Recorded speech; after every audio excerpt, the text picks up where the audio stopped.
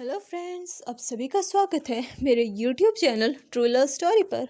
और मेरी कहानी माय डेविल हस्बैंड के नेक्स्ट पार्ट को शुरू करते हैं। जैसा कि हमने इसके पिछले पार्ट में देखा था, वांगजी और वींग और ह्वालिन ये तीनों प्लान बना रहे थे यांग यांग के दिल में छुपी फीलिंग्स को बाहर निकालने की।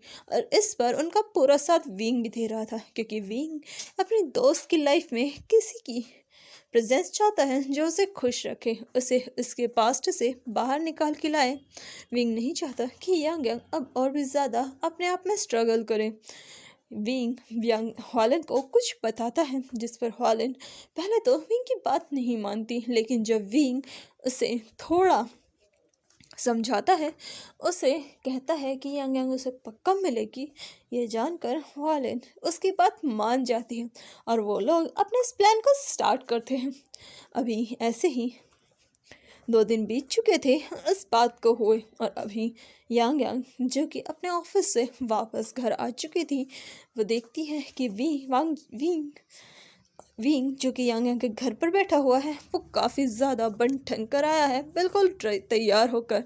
वहीं वांग जी जो कि नीचे आ रहा था बहुत अच्छे से तैयार होकर। ये देखकर यांग यांग आते हुए कहती हैं, क्या तुम दोनों आज डेट पर जा रहे हो?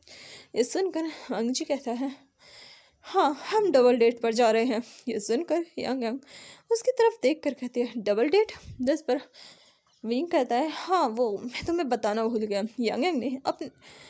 यांग यांग तुम्हें नहीं पता, हॉलन ने अपने लिए किसी को चूज़ कर लिया है और आज वो उस पर्सन के साथ डेट पर जाने वाली है। ये सुनते ही यांग यांग जो कि चल रही थी, कुछ पल के लिए उसके कदम रुक जाते हैं। जो चीज़ इस बार वांगजी भी पूरी तरीके से नोटिस करता है, ये देखकर उसके चेहरे की स्माइल और बड़ी हो जाती है। तभी यांग यांग चलते हुए कहती है, ओह अच्छी बात है, जो बोलकर जाने लगती है। तभी विंग कहता है, वैसे मुझे नहीं पता कि वो पर्सन कौन है, लेकिन मुझे इतना पता चला है वो जिन से रिलेटेड है। ये सुनते ही यांग यांग जो कि चल रही थी, वो रुक कर विंग की तरफ देखती है और कहते हैं, जिन्स? जिस पर विंग कहता है, हाँ जिन, मैंने उसका नाम सुना है, उसका नाम शायद जिन गोंग्याओ है ना? है ना वांगजी, जिन गोंग्याओ? ये सुनकर वांगजी कहता है, हाँ जिन गोंग्याओ ही नाम बताया था। जो सुनकर यांग यांग कहती है, जिन गोंग्याओ, ये तो जिन्स का बेटा है ना? ये सुनकर विंग कहता है, हाँ जिन्स का बेटा है। वैसे भी अब हमें क्या, जिन्स का हो या फिर वैन का, इससे हमें क्या। यह सुनते ही यांग यांग कहती है, तुम्हें पता है ना, जिन्स और वैंस आपस में मिले हुए हैं और उनके साथ कोई भी रिश्ता रखना बिल्कुल भी ठीक नहीं है। तुम्हें हॉचिंग से बात करनी चाहिए, ये हॉलैंड के लिए बिल्कुल भी परफेक्ट नहीं है। ये सुनते ही विंग कहता है, क्या मैं क्यों बात करूं? वैसे भी ये उनका मैटर है। हाँ हम दोस्त हैं, बहुत अच्छे दोस्त हैं, लेकिन हर बार अपने दोस्त के मैटर में टांग अड़ाना अच्छी बात नहीं है। तुम ही तो कहते हो कुछ अपने पर्सनल मैटर्स को भी अलग रखना चाहिए। ये सुनकर यांग यांग विंग की तरफ घूर कर देखती है, जो देखकर विंग कहता है, मैं तो बस बता रहा था, तुम्हारी बात तुम्हें ही समझा रहा था, बाकी तुम देखो, और मैं अब जा रहा हूँ। और ये बोलकर वो वांग जी का हाथ पकड़कर कहता है, चलो वांग जी हम चलते हैं, वैसे भी वाले हमारा वेट कर रही होगी अपनी डेट पर। जो बोलकर वो वांग जी के साथ चला जाता है। उनके जाने के बाद यांग यांग जो कि सोफे पर बैठी हुई थी, वो इस बारे में सोचने लगती है। वो जिन गोंगियाओं के बारे में पता करवाती है, जहाँ उसे पता चलता है कि वो सच में जिन से रिलेटेड है, और वो जिन गोंगशान का 4th चाइल्ड है, उनका 4था बेटा। ये जानकर यांग यांग के माथे पर हल्की सी लकीरें आती हैं और वो हुआचिन को फ़ोन करती है। हुआचिन जो कि उसका फ़ोन बिल्कुल नहीं उठाता, क्योंकि हुआचिन अभी कंट्री से बाहर गया हुआ था। और ये चीज़ यांग यांग को बाद में रियलाइज़ होती है कि हुआचिन तो घर पर है ही नहीं। ये जानकर यांग यांग अपने बालों में हाथ फिराती है, वो सोफे पर पूरी तरीके से लीन हो जाती हूँ। यांग यांग अपनी आंखें बंद करती है। उसके दिमाग में अभी बहुत कुछ चल रहा था, वो भी पूरी तरीके से मैस हो चुका था। यांग यांग पता नहीं किस सोच में डूबी हुई थी।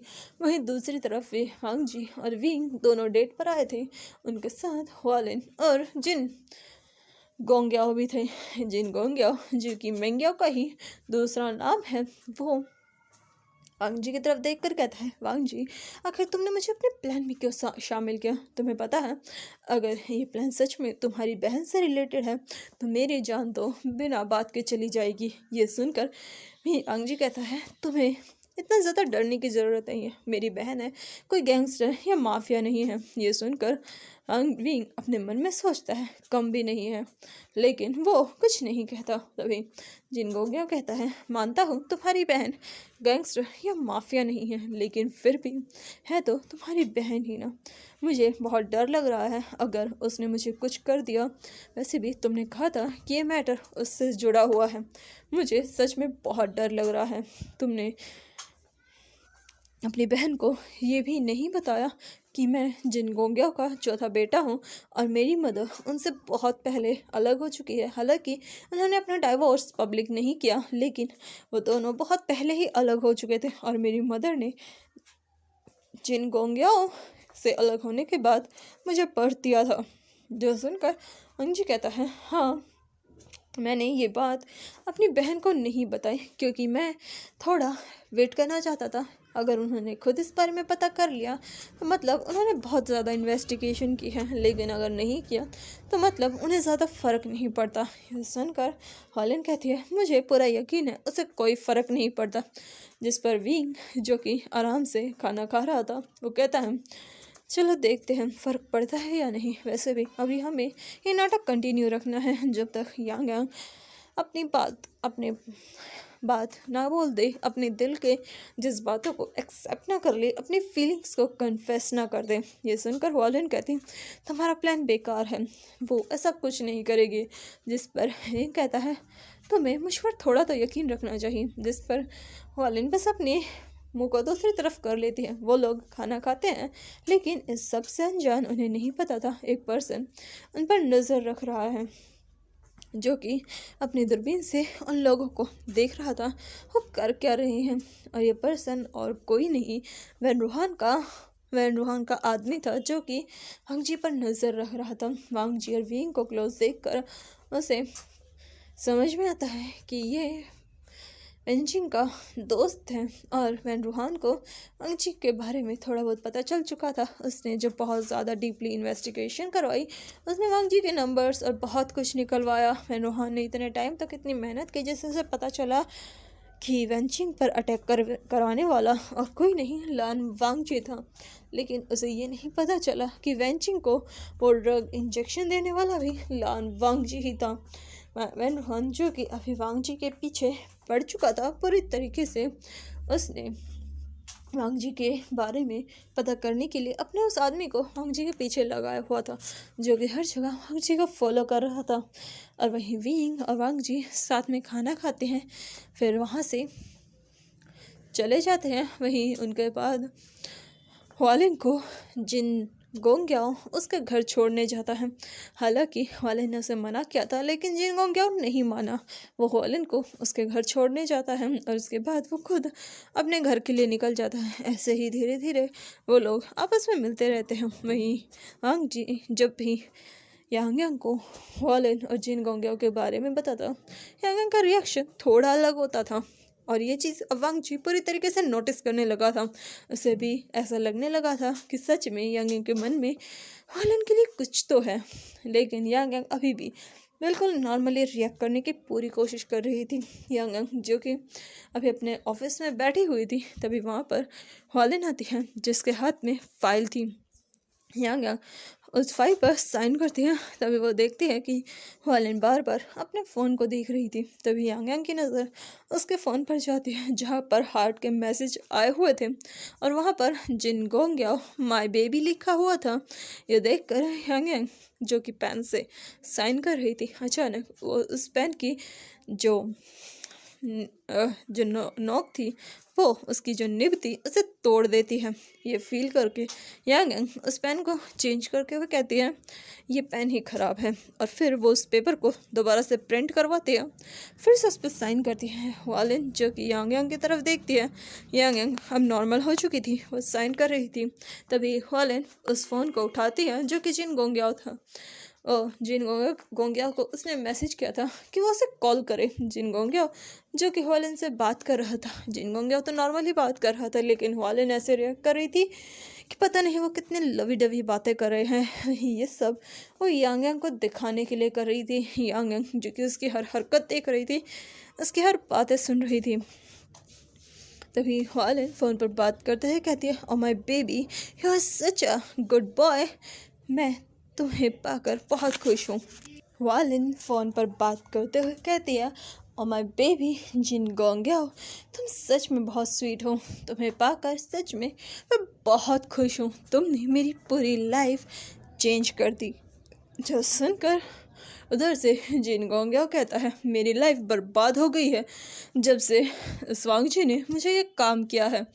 मैं इसकी वजह से बहुत ज़्यादा परेशान हो चुका हूँ। मुझे नहीं पता कब कौन मेरे साथ क्या कर दे। मैं तो 3 दिनों से अपने घर से बाहर ही नहीं निकला। वहीं हुआलिन जो कि उसकी बातें सुन रही थी, उसे मन में बहुत हंसी आ रही थी, लेकिन फिर वो बाहर से कहती है, oh my baby, you are such a my lucky charm. और ये बोलकर वो फ़ोन पर किस करती है। वहीं ये देखकर यांग यांग को बहुत गुस्सा आता है और इस बार वो पूरे पेन को ही तोड़ देती है। ये देखकर हुआलिन जो कि फ़ोन पर बात कर रही थी, वो फ़ोन काट कर कहती है, हे क्या हुआ यांग यांग, तुम इस तरीके से क्यों रिएक्ट कर रही हो और तुमने ये दूसरा पेन ख़राब किया है। जिस पर यांग यांग उसे घूरते हुए कहती है, ये मेरा ऑफिस है, तुम्हारी लवी डवी बातें करने की जगह नहीं है। अगर तुम्हें ये बातें करनी है तो बाहर जाकर करो, इस तरीके से यहाँ रिएक्ट मत करो। ये सुनते ही हुआलिन उसकी तरफ देखकर उस फाइल को उठाती है और कहती है, साइन हो गए और अब मैं यहाँ से चलती हूँ।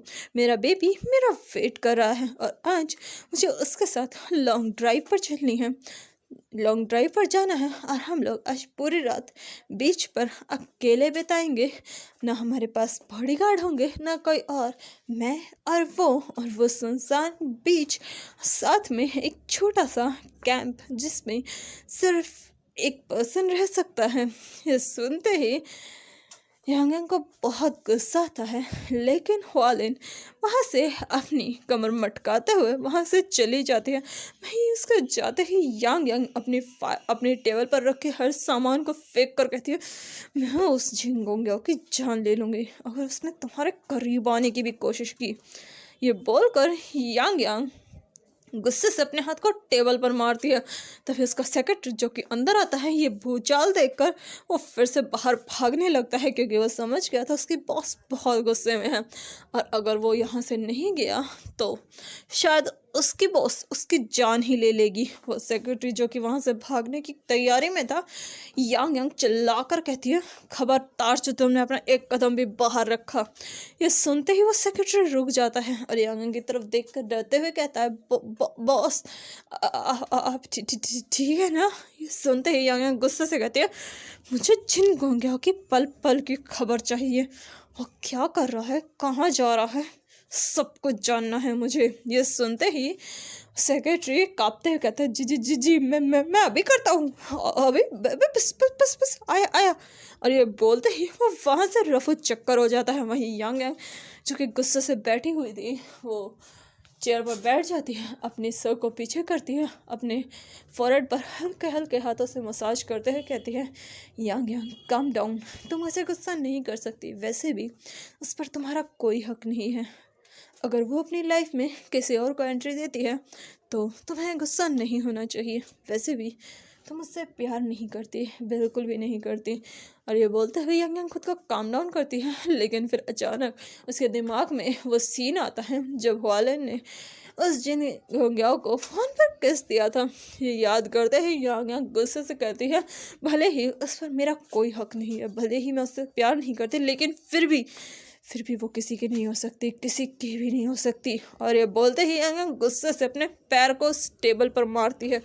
वह टेबल यांग यांग की किक से थोड़ी दूर जाकर गिरती है।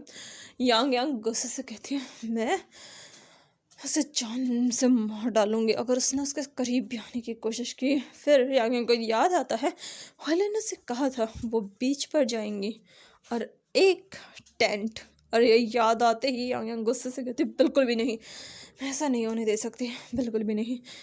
और ये बोलते ही यांग यांग जाने लगती है, लेकिन फिर खुद को रोक कर कहती है, आखिर मुझे इतना गुस्सा आ क्यों रहा है, आखिर क्या हो रहा है, क्यों मुझे इतना गुस्सा आ रहा है, क्यों मैं ये बर्दाश्त नहीं कर पा रही कि वो किसी और के करीब जा रही है, क्यों उसे किसी और के साथ खुश देखकर मुझे तकलीफ़ हो रही है, आखिर हो क्या रहा है, मुझे समझ में नहीं आ रहा। और ये बोल कर यांग यांग अपने हाथ को गुस्से से वही दीवार पर मारते हैं।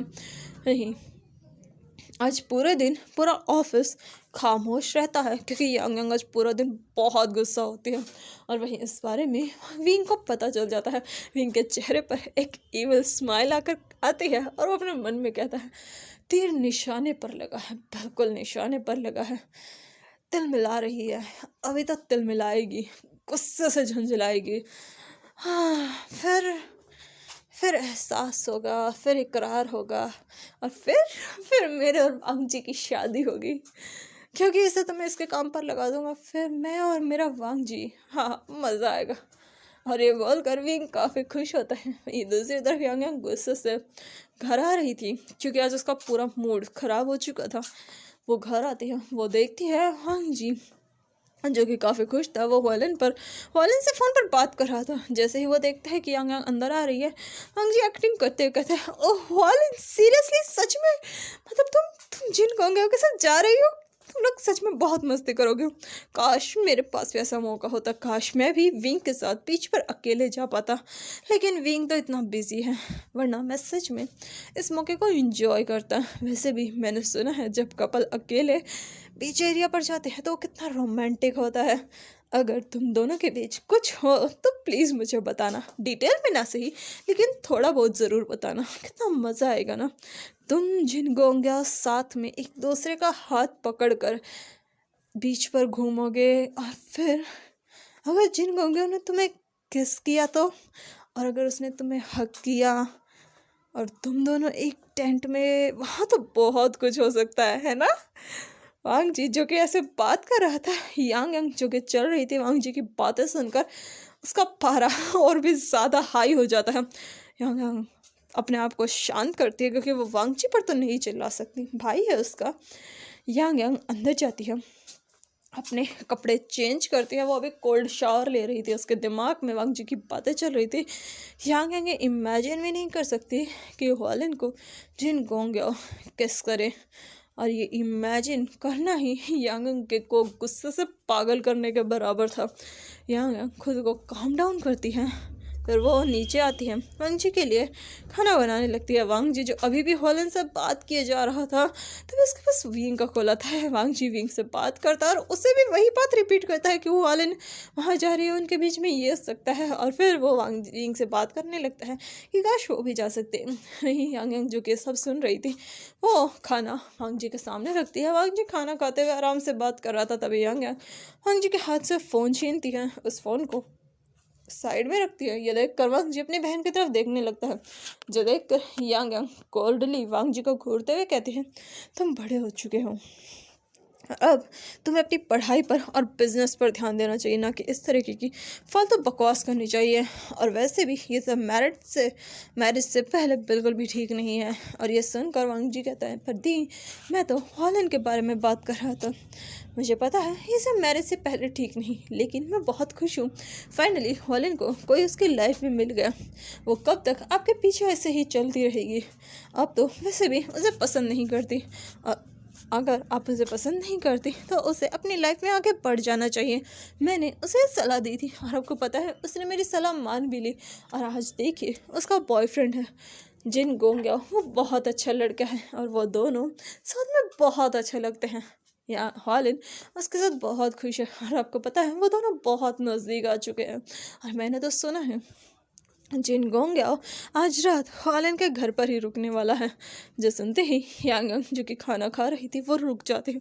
वो वांग जी की तरफ देखकर कहती है, क्या कहा तुमने? जो सुनकर वांग जी कहता है, मैंने कहा जिन गोंग्या आज हॉलन के साथ उसके घर पर रुकने वाला है, और वैसे भी मैंने सुना है कि घर पर ना ही ब्रदर वॉचिंग है और ना ही ब्रदर शीलियन है। अगर वो दोनों घर पर नहीं है तो वो दोनों अकेले होंगे, और जब दो गर्लफ्रेंड जब गर्लफ्रेंड और बॉयफ्रेंड घर पर अकेले हों तो कुछ भी हो सकता है। और वैसे भी कितना रोमांटिक मोमेंट होगा ना उन दोनों के बीच, हाय कितना मज़ा आएगा, कितने प्यार से कितना प्यार करेंगे एक दूसरे से।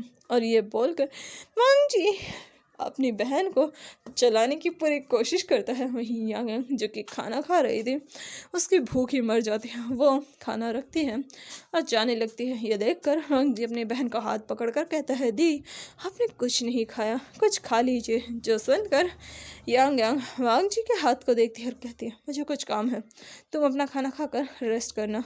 ये सुनकर वांग जी कुछ कहता कि उसकी बहन जो कि वांग जी को लगातार रूम में जाएगी, वो घर से बाहर ही चली जाती है। ये देखकर वांग जी जोर जोर से हंसने लगता है। वो विंग को फ़ोन करता है। विंग जो कि खुद भी खाना खा रहा था, वांग जी का फ़ोन देखकर कहता है, बोलो वांग जी। जिस पर वांग जी कहता है, तुम्हें पता है विंग आज क्या हुआ? और वो विंग को सब कुछ बताता है। ये सुनकर विंग कहता है, सही कहा तुमने, सही किया। अब वो और ज़्यादा तड़पेगी, उसे अपनी फीलिंग का एहसास होगा। उसे एहसास होगा जब कोई आपके पीछे पड़ता है, आपसे प्यार करता है, और वो जब आपसे दूर जाता है तब कैसा फील होता है। प्यार और उसकी तड़प दोनों से महसूस होगी। तुम फिक्र मत करो, वालिन का इंतज़ार बिल्कुल भी बेकार नहीं जाएगा। और मैंने कहा था ना, यांग यांग के दिल में फीलिंग्स तो है, लेकिन वो उसे ना ही एक्सेप्ट करने वाली है और ना ही इजहार करने वाली है। लेकिन अब वो दोनों करेगी जब उसे इस चीज़ का डर लगा रहेगा कि कोई ना कोई आकर वालिन को उससे छीन लेगा। और ये चीज़ यांग यांग को पागल करने के लिए काफ़ी है। ये सुनकर वांग जी कहता है, तुमने बिल्कुल सही कहा। उनका चेहरा देखने लायक था। लेकिन फिर वांग जी उदास होकर कहता है, लेकिन आज दी ने कुछ नहीं खाया, मुझे बुरा लगा। ये सुनकर वांग जी कहता है, फिक्र मत करो, वो खाना खा लेगी। और ये बोलकर वांग जी और विंग आपस में बातें करने लगते हैं, थोड़ी लवी डवी, थोड़ी स्वीट स्वीट। वांग जी विंग बात करते करते अपना डिनर कंप्लीट करते हैं। उसके बाद वांग जी बात करते करते ही अपने रूम में जाता है और वहीं सो जाता है। वहीं दूसरी तरफ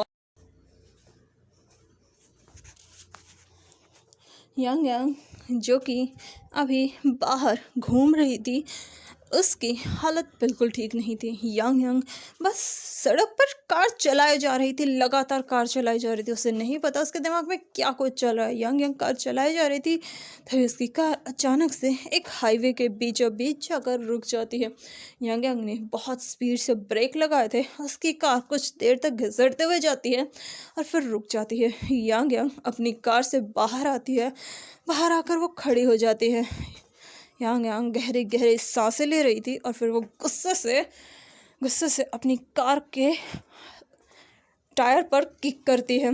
यांग यांग गुस्से से कहती है, वो कैसे कर सकती है ऐसा, वो कैसे कर सकती है, वो कैसे कैसे किसी और के करीब जा सकती है? बिल्कुल नहीं, बिल्कुल नहीं, वो ऐसा नहीं कर सकती, वो नहीं कर सकती, वो ऐसा नहीं कर सकती। ये बोलते ही यांग यांग गुस्से से अपने हाथ को कार पर मारती है। उसने इतने ज़ोर से पंच किया था कि कार के ऊपर स्क्रैच आ चुका था। यांग यांग गुस्से से पंच करे जा रही थी। कार जो कि उसके पंच से पूरी तरीके से हिल रही थी, काँप रही थी। यांग यांग इतनी पावर से पंच कर रही थी, उसका गुस्सा आउट ऑफ कंट्रोल हो रहा था। यांग यांग अपना गुस्सा पूरा कार पर निकाल रही थी। यांग यांग गुस्से से चिल्लाते हुए कहती, वो नहीं जा सकती है, वो किसी की नहीं हो सकती, वो किसी की नहीं हो सकती, वो किसी की नहीं हो सकती। तभी यांग यांग के अंदर से आवाज़ आती है, क्यों नहीं हो सकती वो किसी की? हाँ बताओ मुझे, क्यों नहीं हो सकती वो किसी की? क्या उससे लाइफ जीने का हक नहीं है? क्या उसे हैप्पी रहने का हक नहीं है? तुम उसे एक्सेप्ट नहीं कर रही तो क्या वो किसी और को भी चूज़ नहीं कर सकती? क्या तुम ये चाहती हो कि वो पूरी लाइफ तुम्हारे लिए वेट करे, तुम्हारे लिए तड़पे? जो सुनकर यांग यांग रुक जाती है। जानती थी ये उसकी ही आवाज़ है, उसके अंदर की आवाज़ है। यांग यांग अचानक से नीचे रोड पर बैठ जाती है और गुस्से से कहती है, वो नहीं हो सकती किसी की, वो किसी की नहीं हो सकती। अगर वो किसी की हुई तो मैं बर्दाश्त नहीं कर सकती, मैं बिल्कुल बर्दाश्त नहीं कर सकती। तभी आवाज़ आती है, क्यों नहीं कर सकती तुम बकवास बर्दाश्त, सॉरी तुम क्यों नहीं कर सकती बर्दाश्त? जो सुनकर यांग यांग गुस्से से कहती है, बिल्कुल नहीं, मैं ये बर्दाश्त नहीं कर सकती। तभी आवाज़ आती है, क्यों नहीं कर सकती तुम बर्दाश्त? हाँ तुम उसे एक्सेप्ट नहीं कर रही तो क्या तुम ये चाहती हो कि कोई और भी उसे एक्सेप्ट ना करे? जो सुनकर यांग यांग को बहुत गुस्सा आता है। यांग यांग गुस्से से चिल्लाती है, चीखती है। तभी यहाँ गुस्से से खुद ही कहती है वो किसी के नहीं हो सकती, क्योंकि तभी आवाज़ आती है क्यों नहीं हो सकती। इस पर यहाँ गुस्से से कहती है क्योंकि वो मेरी है, वो मेरी है, उस पर सिर्फ मेरा हक है। और ये बोलते ही यांग यांग बिल्कुल शांत हो जाती है। यांग यांग खुद से कहती है क्या कहा मैंने, वो नहीं, मैं ही नहीं कर सकती।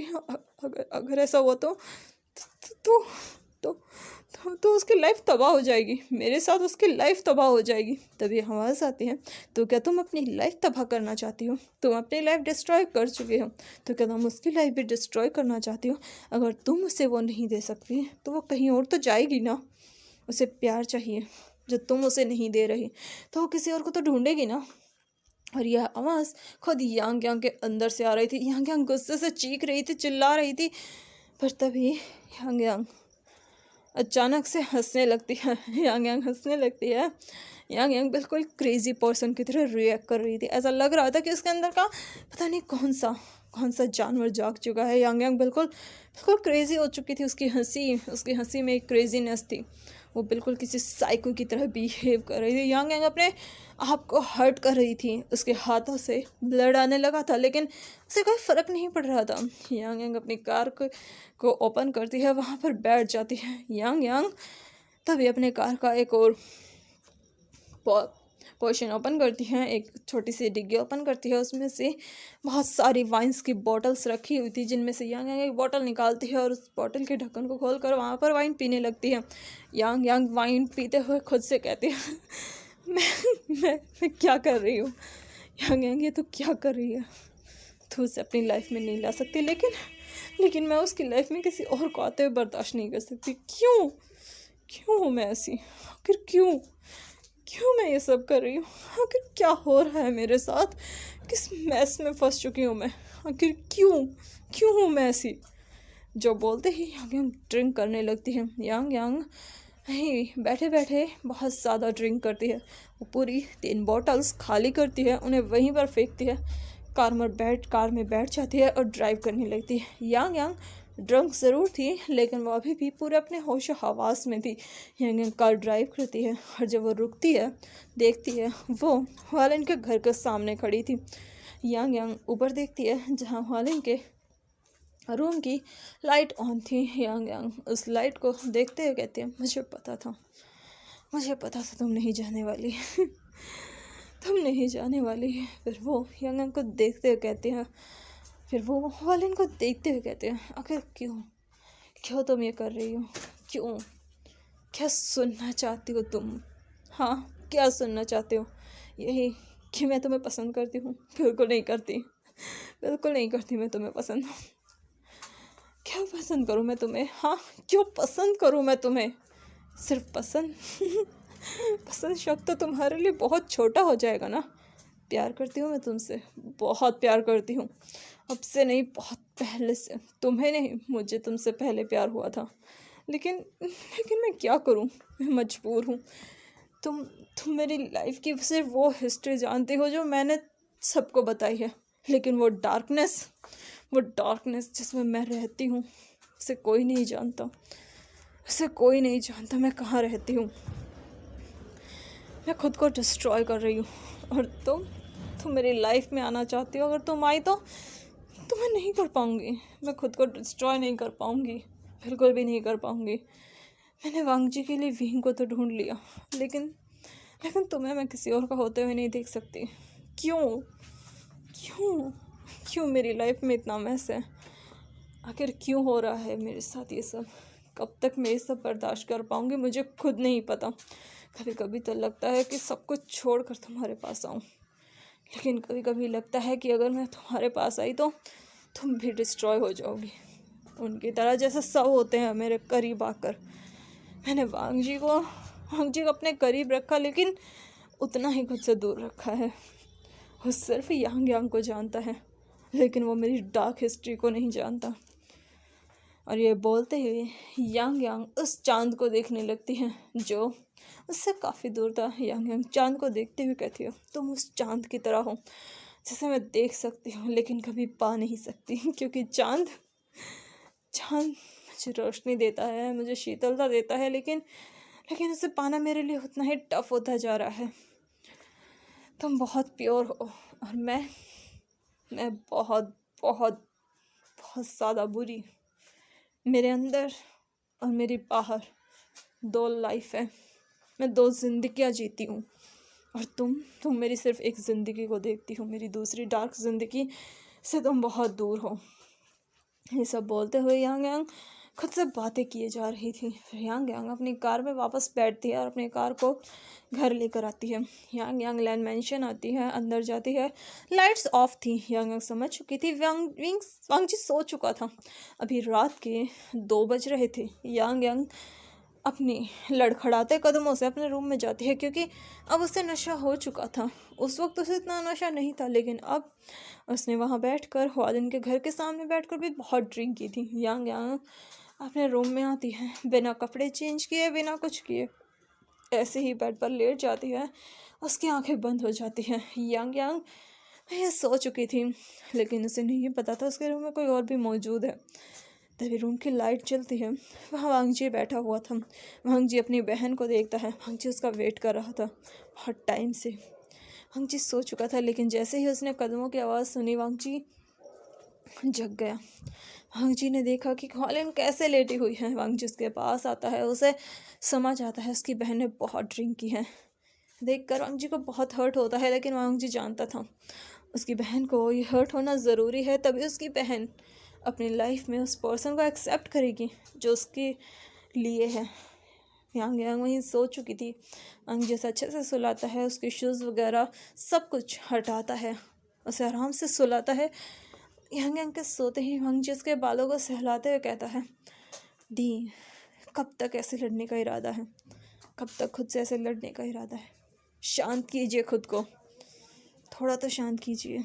आई नो बहुत तकलीफ़ हो रही है। होती है तकलीफ़ जब कोई आपके प्यार को आपसे छीनने की कोशिश करे, लेकिन आप गलत भाग रही हैं। आपको एक्सेप्ट करना चाहिए। आई नो लाइफ में बहुत टफनेस है, बहुत कुछ है, लेकिन कभी ना कभी तो आपको इनसे लड़ना होगा ना। आपको अपने आप को एक्सेप्ट करना होगा। अपनी लाइफ में प्यार को आने दीजिए। और ये बोलकर वांग जी अपनी बहन को वहीं सुला कर रूम से बाहर आ जाता है। वांग जी जाकर अपने बेड पर सो जाता है। ऐसे ही 2-3 दिन धीरे धीरे बीत जाते हैं, लेकिन यांग यांग जिसका मूड अब पूरी तरीके से हमेशा ख़राब ही रहता था, वो हमेशा अपने सेक्रेटरी, अपने लोगों पर बहुत गुस्सा करती थी, बहुत ज़्यादा चिल्लाती थी, चीखती थी। उसका गुस्सा आउट ऑफ कंट्रोल हो रहा था। यांग यांग अभी एक डील करने गई थी। वो एक पर्सन के साथ डील कर रही थी, तभी वहाँ पर फायरिंग होने लगती है। यांग यांग देखती है तो वहाँ पर जेंट्स थे। ये देख कर यांग यांग गुस्से में आ जाती है, क्योंकि पहले ही जेंट्स की वजह से उसका दिमाग ख़राब हो चुका था। जिन गोंगिया की वजह से वो ऑलरेडी बहुत गुस्से में थी। यांग यांग अपनी गन निकालती है और सामने वाले पर्सन पर शूट करना शुरू कर देती है। ये जिन गोंगशान के लोग थे जो कि यांग यांग की स्टीलिंग को खुद हथियाना चाहते थे, लेकिन यांग यांग गुस्से से फायरिंग करने लगती है। यांग यांग फायर कर रही थी और सामने जिन गोंगशान के जितने भी लोग थे वो सब के सब यांग यांग की गन के आगे कुछ नहीं कर पा रहे थे। यांग यांग उन सब पर बुरी तरीके से फायर करती है, सबको मार देती है। यांग यांग वहाँ सबको मारती है तो आगे आती है, वहाँ उनका लीडर बैठा हुआ था जो कि अभी मरा नहीं था, उसे कम गोलियां लगी थी क्योंकि उसके लोगों ने उसे प्रोटेक्ट किया था। यांग यांग उस पर्सन के पास आती है, उसका कॉलर पकड़ती है, उसे उठाकर पूछती है, किसने भेजा है तुम्हें, बताओ मुझे। जो सुनकर वो पर्सन यांग यांग की तरफ देखता है, लेकिन कुछ बोलने के बजाय वो अपने गन से अपने ही हेड पर शूट कर लेता है। वो पर्सन वहीं की वहीं यांग यांग के सामने ही मर जाता है। उसके ब्लड के छींटे यांग यांग की शर्ट पर आते हैं। उसने आज वाइट कलर की शर्ट पहनी थी, वो भी बहुत टाइम बाद, लेकिन ये भी ब्लड से कवर हो चुकी थी। यांग यांग अपने हाथों को देखती है जहाँ पर ब्लड लगा हुआ था। यांग यांग अपने कपड़ों को साफ करती है और वो जाकर कार में बैठ जाते हैं। यांग यांग को देखकर उसका असिस्टेंट थोड़ा डर जाता है, लेकिन यांग यांग के फेस पर कोई एक्सप्रेशन नहीं थे। यांग यांग अपने कार को अपने ड्राइवर से कहती है कि वो कार को लैंड मैंशन लेके चले। यांग यांग लैंड मैंशन की तरफ जाती है। वो वांग जी की लोकेशन देखती है क्योंकि वांग जी के फ़ोन में GPS था। यांग यांग GPS से चेक करती है तो वांग जी अभी लैन मेंशन नहीं था वांग जी, लैन मेंशन नहीं था। वो अभी अपने दोस्तों के साथ कहीं घूम रहा था। यांग यांग लैन मेंशन जा ही रही थी कि तभी उसे फ़ोन आता है, जहाँ ये फ़ोन और किसी का नहीं वैन रूहान का था। वैन रूहान यांग यांग से कहता है, अगर तुम अपने भाई को बचाना चाहती हो तो जो तुमने आज डील की है उसके हथियार और पैसे लेकर मेरी लोकेशन पर पहुंचो। जिस पर यांग यांग उसे देखकर कहती है, यांग यांग उसकी आवाज़ सुनकर कहती है कि तुम पागल हो, तुम्हें लगता है कि तुम बोलोगे और मैं आऊँगी। ये सुनकर वैन रूहान कहता है, लगता है तुम अपने भाई से प्यार नहीं करती, मैं उसे जान से मार सकता हूँ। जो सुनकर यांग यांग कहते, अगर तुम्हें पैसे और हथियार चाहिए तो जाकर उसके बॉयफ्रेंड से कांटेक्ट करो, मुझसे नहीं। जो बोलकर यांग यांग अपने फ़ोन को रख देती है, लेकिन वो अपने सेक्रेटरी से कहती है, वांग जी की लोकेशन पर लेकर चलो।